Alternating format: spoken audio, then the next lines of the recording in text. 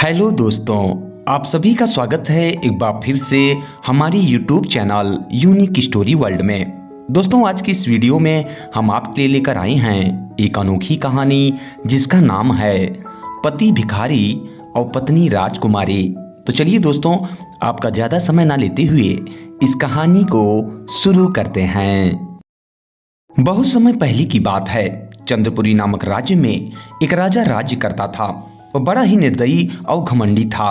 एक दिन की बात है, राजा अपने महल में सिंहासन पर बैठा हुआ था और राज दरबार लगा हुआ था। वहाँ कई राजकुमार और दरबारी भी बैठे हुए थे। राजा ने अपने दरबारियों से पूछा, आज आप लोग इतना खुश क्यों हैं? राज दरबारियों ने कहा, महाराज, ये सब आपकी ही कृपा है जिसकी वजह से हम सभी खुश हैं। यह सब बातें चल ही रही थी कि तभी राजा की बेटी सुनैना वहां आ गई। वह दरबारियों का जवाब सुनकर हंस पड़ी। उसे हंसता हुआ देखकर राजा क्रोधित हो गया और उसने क्रोधित स्वर में राजकुमारी सुनैना से पूछा, तू हंस क्यों रही है? राजकुमारी सुनैना ने जवाब दिया, पिताजी, ये लोग झूठ बोल रहे हैं। राजा ने पूछा, वो कैसे? राजकुमारी बोली, इन्होंने कहा कि आपकी कृपा से हम लोग खुश हैं। यह झूठ है, इसलिए मैं हंसी। राजा बोला, तो फिर सच्ची बात क्या है? राजकुमारी ने उत्तर दिया, हर एक आदमी अपने कर्म से सुखी या दुखी होता है। खुश दिल हमेशा खुश ही रहता है।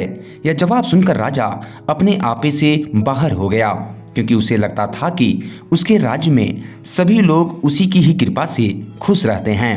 इसलिए उसने अपने नौकरों से कहा कि मैं इसे सबक सिखाना चाहता हूँ, इसलिए तुम लोग कहीं से एक भिखारी पकड़ लाओ और उसके साथ इसकी शादी करा दो।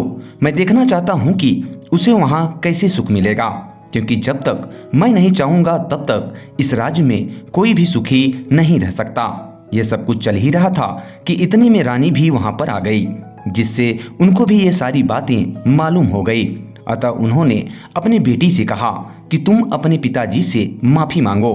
राजकुमारी सुनैना ने दृढ़ स्वर में जवाब दिया, मैं मरते दम तक झूठ नहीं बोलूंगी। मैं दरबारियों की तरह पिताजी की झूठी तारीफ नहीं कर सकती।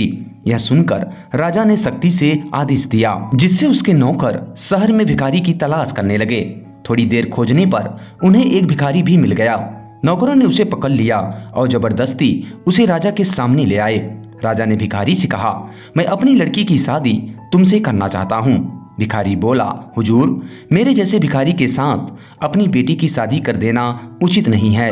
राजा ने गुस्से से कहा, क्यों उचित नहीं है? राजा के क्रोध के सामने भिखारी भी कुछ बोल न सका। अतः राजा ने भिखारी के साथ राजकुमारी सुनैना की शादी कर दी। तमाम लोग उस बेचारी राजकुमारी की फूटी किस्मत पर दुखी हुए और रोने लगे, किंतु राजकुमारी को तनिक सा भी दुख नहीं हुआ, क्योंकि उसे अपने भाग्य पर पूरा भरोसा था। अतः राजकुमारी अपने माँ बाप को प्रणाम कर अपने पति के साथ खुशी खुशी चली गई। जब वे दोनों जा रहे थे तब भिखारी थकावट के मारे जमीन पर बैठ गया।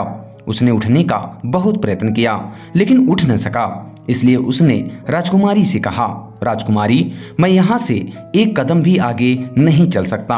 राजकुमारी बोली, स्वामी, आप चिंता न करें, आप जहाँ चाहें मैं आपको वहाँ उठाकर ले चलूंगी।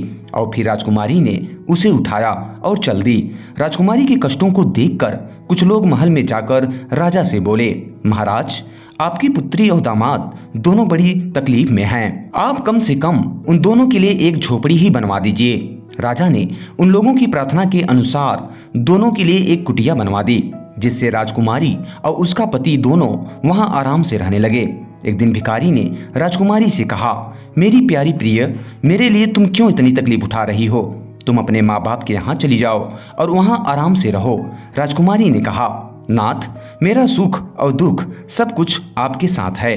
चाहे मेरा शरीर निर्बल हो जाए, मेरी जवानी बर्बाद हो जाए और चाहे मेरी जान ही क्यों न चली जाए, लेकिन मैं आपको छोड़कर कहीं नहीं जाऊंगी। भिखारी को मालूम हो गया कि राजकुमारी उसे दिल जान से प्यार करती हैं। अगले दिन सुबह में राजकुमारी ने अपनी झोपड़ी के सामने एक सुंदर सा रथ देखा, जिसे देखकर उसके आश्चर्य का ठिकाना न रहा। उसने अपने पति से पूछा कि यह रथ यहाँ कैसे आया है? भिखारी ने कहा, यह मैंने तुम्हारे लिए मंगाया है। राजकुमारी ने कहा, पर आप यह कैसे मंगा सकते हैं? भिखारी ने कहा, तुम ज्यादा सोचो मत, धीरे धीरे तुम्हें सब पता चल जाएगा। बस तुम जल्दी से तैयार हो जाओ क्योंकि हमें अभी यहाँ से निकलना है। मैं तुम्हें लेकर अपने घर जाना चाहता हूँ। और फिर थोड़ी देर में दोनों रथ में चढ़कर अपने घर के लिए रवाना हुए। शाम तक वह रथ भिखारी के देश में पहुंचा। भिखारी ने रथ से उतरकर अपनी पोशाक बदली और तब वह एक सुंदर राजकुमार जैसा दिखने लगा। राजकुमारी यह देखकर दंग रह गई।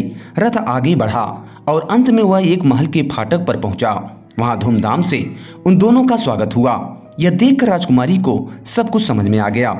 और दोस्तों, अब तो आप भी यह समझ ही गए होंगे कि वह भिखारी कोई मामूली भिखारी नहीं था, बल्कि वह उस राज्य का एक बड़ा ही प्रतापी और पराक्रमी राजा था जो अपना वेश बदलकर देश देश में घूमा करता था।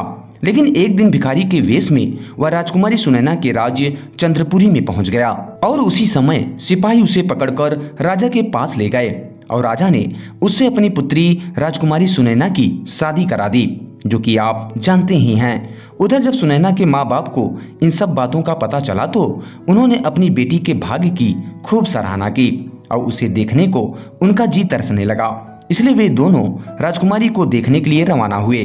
महल में पहुंचते ही राजकुमारी ने अपने माँ बाप का भव्य स्वागत किया और उन्हें प्रणाम कर वह बोली, पिताजी, मैंने आपसे जो बातें कही थी उसी के लिए आपने मुझे घर से निकाल दिया था और मेरी शादी एक भिखारी से करा दी थी। लेकिन अब तो आपने यह देख ही लिया होगा कि खुश दिल हमेशा और सब जगह खुश ही रहता है।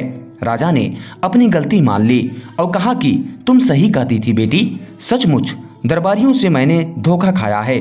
वे सब मेरी झूठी तारीफ किया करते थे और मैं उन लोगों की बातों पर विश्वास कर लिया करता था। लेकिन अब मैं यह समझ गया हूँ कि मनुष्य अपने कर्मों से ही सुखी या दुखी होता है, क्योंकि जो मनुष्य जैसा कर्म करता है उसे वैसा ही फल मिलता है। जिस मनुष्य का कर्म अच्छा होता है वह सुखी होता है, लेकिन जिस मनुष्य का कर्म बुरा होता है वह दुखी हो जाता है। यही इस संसार का शाश्वत सत्य है। धन्यवाद दोस्तों।